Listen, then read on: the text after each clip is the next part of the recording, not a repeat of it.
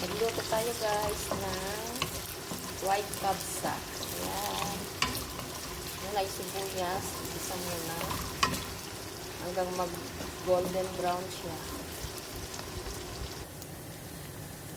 Ayan. Ilagay natin yung pabango.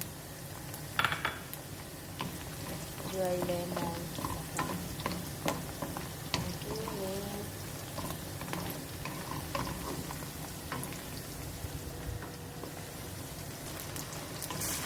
Ilagay ko na rin yung kamatis, bawang at saka luya.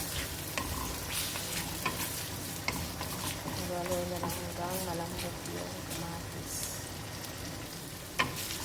Ayan, pwede na siyang lagyan ng mga spicy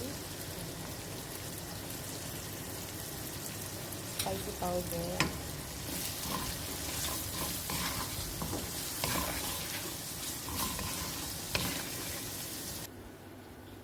Ayan, ilagay ko na dito sa kumukulong tubig na may manok. Ayan.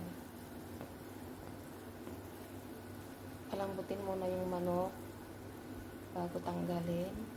Ilagay sa oven.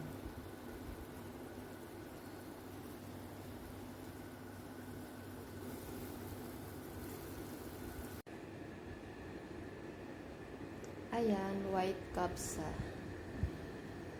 Sagyan natin ng uling para yung amoy parang barbecue. Ito yung uling. Sagyan natin dyan.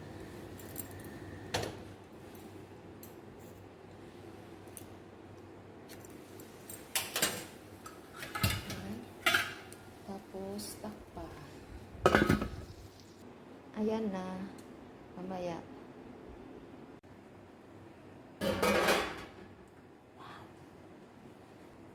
Ayan.